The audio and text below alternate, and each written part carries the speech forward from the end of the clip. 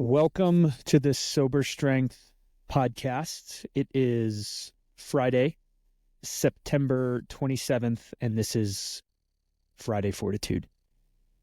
So I wanted to share something this week.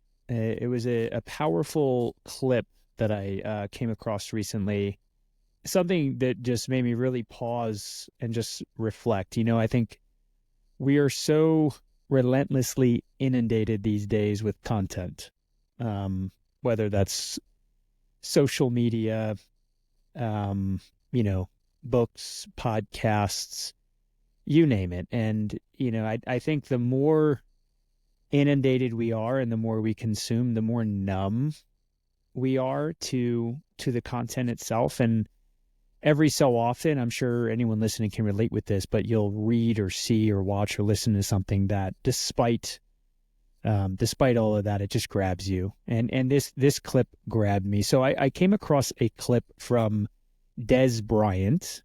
If you don't know who that is, it's a former NFL wide receiver, somewhat of a controversial figure when he played in the league. And just knowing his story as a fan of, well, really a couple things, but professional sports, professional football, specifically in the Dallas Cowboys. He played for the Dallas Cowboys. I know him and I know his story. So he's misunderstood. If you really understand the guy's story. So if you don't know, he grew up in an incredibly hard environment. His mother, Angela, had him at, if I believe, 14 years old. And if it wasn't 14, it was 13, but I'm pretty sure it was 14 years old. And his life growing up was deeply dysfunctional, no consistent male figure in his life. He bounced around from homes. His biological father was mostly absent, and his mother was involved in drugs and even went to jail for a certain amount of time. And despite all of that, through God-given ability, talent, and hard work, Dez played himself as a football player into a major Division I program, and that was Oklahoma State, and then was drafted in the early rounds by the Dallas Cowboys, and then was a star receiver in the league. So that's just context as to who he is. Now he's since retired, and he went on a show and just kind of spoke about his life, and he has been carrying around this, I'll call it like this message or this essay, I'll call it, just about something called the inner critic. And he read it, and he actually became very emotional while reading it. So I'm going to play it for you now. I'd like you to listen to it. And it touches on the realm of parenting. Now, I'll say whether you are a parent is irrelevant because we've all been parented.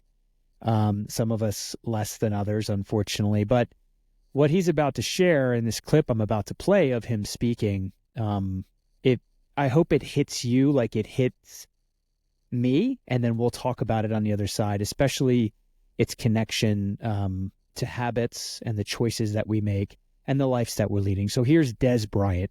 Let me read something. It's been on my phone for since I met y'all, it's probably like 6 years.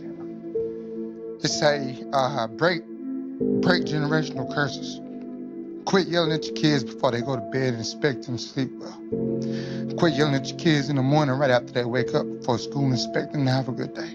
You set the tone for your children. You set the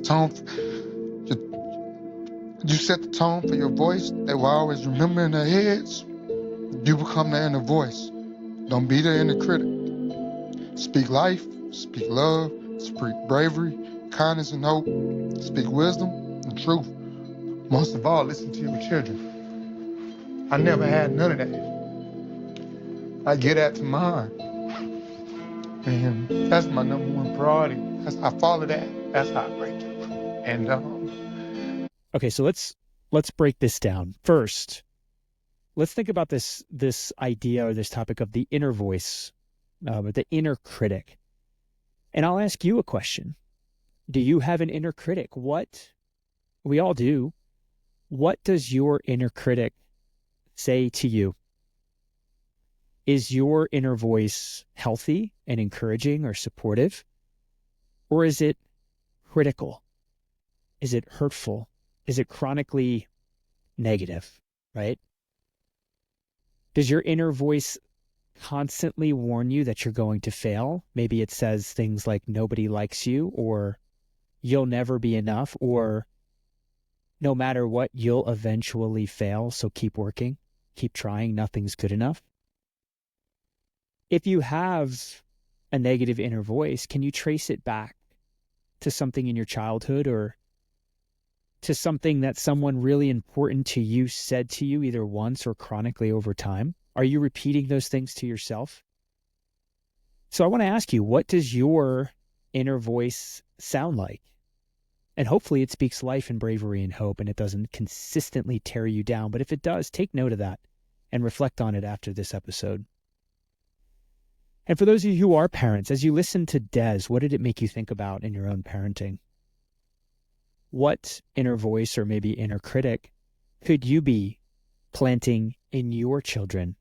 And if you're not a parent, maybe in your spouse, maybe in your friends, maybe in anyone that you have relationships with.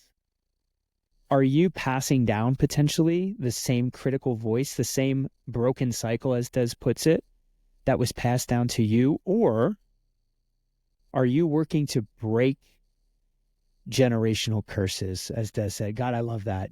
Break generational curses. On the Christian side of the fence, there's this idea of generational sin.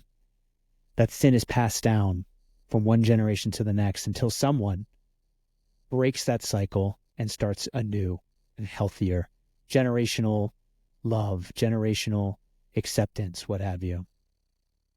And let's take it one step further. Apply this concept, this inner critic concept, to your own habits, your own tendencies, whether it's drinking alcohol, it could be scrolling through social media mindlessly, zombie scrolling, as they say it, somewhat impulsively, or anything destructive, anything unhealthy that you do. And ask yourself, are these habits a consequence of or an intentional way to silence an inner critic? Are you numbing yourself because the voice inside of you is harsh and unloving and non-supportive? It doesn't have to be that way. So I hope Dez's comments, and I hope this kind of deep dive on this idea of an inner voice, I hope it helps you. And if you recognize that there's anything unhealthy going on in your inner voice, then I encourage you to take the time to address it, because that inner voice could be guiding everything you do and ultimately the direction of your life and how you choose to do relationships and what you choose to consume. So I hope this was helpful. I hope you can reflect on this. I wish you a happy, healthy, fun, and safe weekend, and I will see you on the other side. Live deep.